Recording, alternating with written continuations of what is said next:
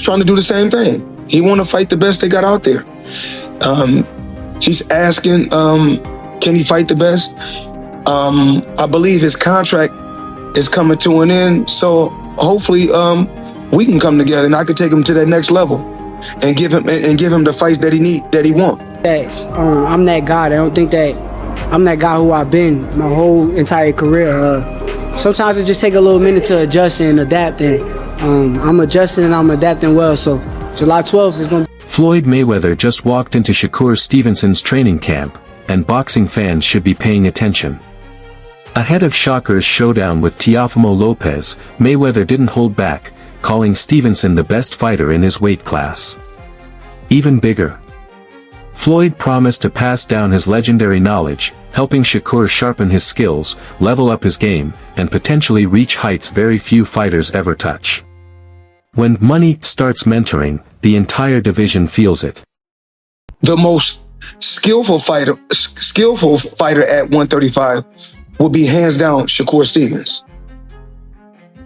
And what is it about him? Because I know he have a lot of good attributes, but do you think he has enough power to sustain?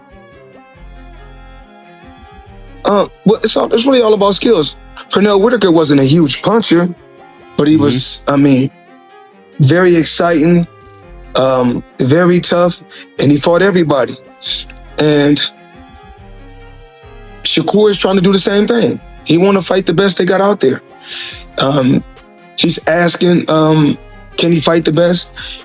I believe his contract is coming to an end, so hopefully we can come together and I can take him to that next level and give him the fights that he want and make the fights happen. Shakur Stevenson is locked in.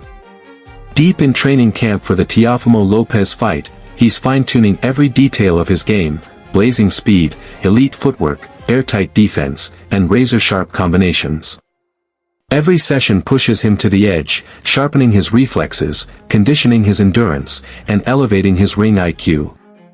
The focus is intense, the discipline is relentless, and the message is clear: Shakur isn't just preparing to fight, he's preparing to dominate on fight night. Yeah, on my way. You just sleep up. Da-da-da-da-da. And next thing you know, if you wake up, da-da-da. You know, this thing with Shakur Stevenson is fighting with something to prove. Despite everything he's already accomplished, doubt still follows him, and he's determined to erase it.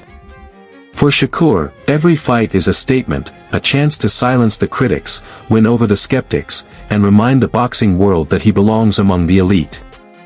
This isn't just about wins anymore, it's about cementing his place at the top.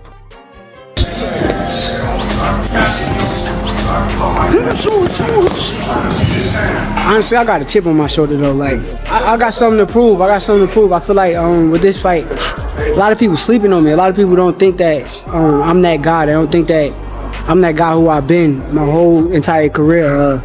Sometimes it just take a little minute to adjust and adapt, and I'm adjusting and I'm adapting well. So July 12th is going to be a statement. Appearing on the Ariel Helwani show, Shakur Stevenson didn't dodge the smoke, he embraced it.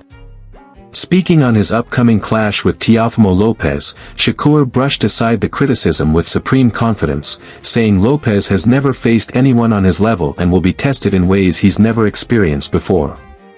He even went a step further, suggesting that against elite fighters like Terence Crawford, Lopez would likely be overpowered. While giving Lopez credit for his talent, Shakur made one thing clear: he doesn't see him operating on Crawford's tier. Beyond the fight itself, Stevenson also addressed the business side of boxing, revealing that while he once considered moving on from Matchroom, Eddie Hearn is now fully involved, bringing structure, support, and major backing to this high-profile showdown. The message was unmistakable: Shakur is taking this fight seriously in every way, mentally, physically, and professionally. I mean, that's their opinion. Like, they could say that. But I know he never fought nobody on my level. Like, I'm 1,000,000% sure that Teo has never seen nobody as good as me in his life. He's talking about, like, once he gets through you, then he wants Crawford, names like that. How do you think he would do against someone like Terence at this point? I think he gets knocked out. can't even hang with him. Yeah, he's too little. Bud is too big for him. Right. As far as skills, though, do you think he's on par with the likes of Terrence?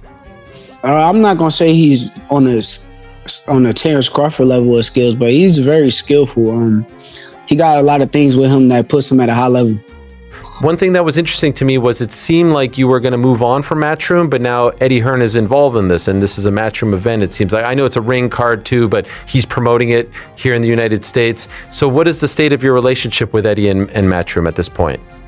Eddie's my guy. I'm actually not signed to Matchroom, but he's my guy. I'm a big fan of Eddie Hearn, and nothing but respect to him. But I'm glad he's the promoter that's on this card. I'm glad to share the spotlight with his promotional company. So if he's your guy, how come you're not signed to Matchroom?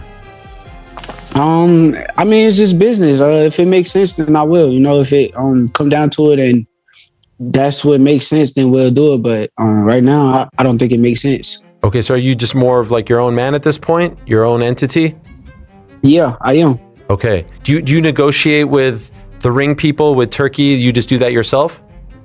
No, me and my manager. Another angle in the breakdown suggests Teofimo Lopez is at his most dangerous when the stage is biggest.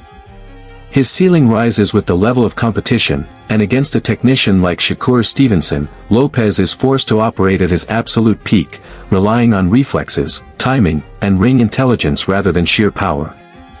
This fight isn't about strength alone, it's a mental chess match.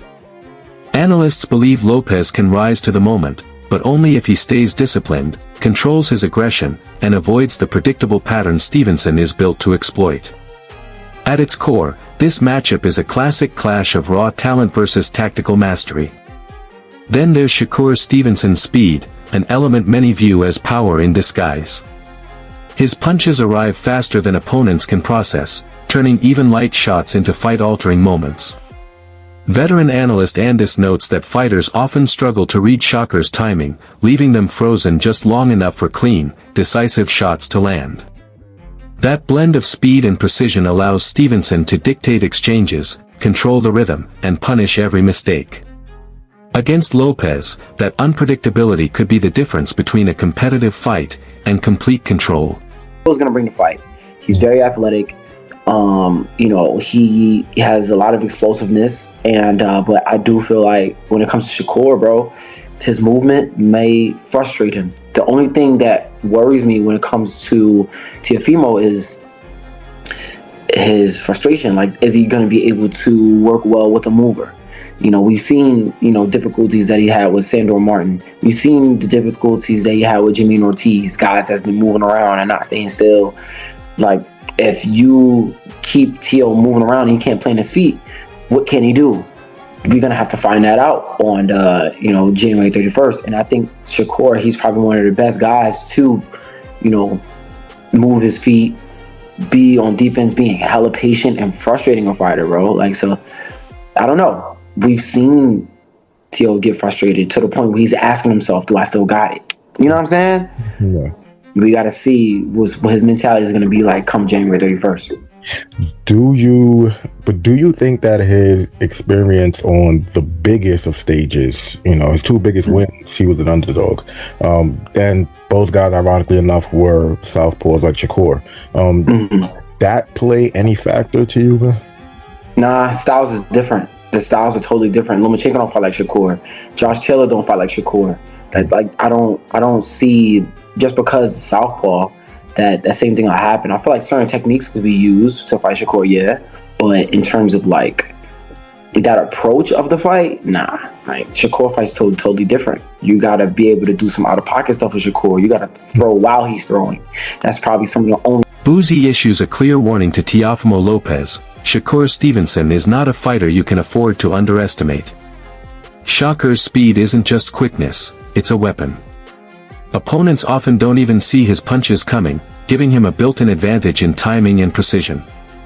Even the smallest shots land clean and unexpectedly, carrying far more impact than they appear to have. Underestimating Stevenson's blend of speed, skill, and ring IQ could be a costly mistake, because every punch he throws is more dangerous than it looks. At the same time, Boozy keeps it real. These fighters are extremely good, but greatness still has to be proven. What stood out most after studying Teofimo closely was his own speed and how fast he can strike when he commits. And based on what he's seen, Boozy believes Lopez's best path is clear, attacking Shakur's body early and often. That adjustment could be the key. That's it for today's breakdown. Stay locked in for more. Until next time.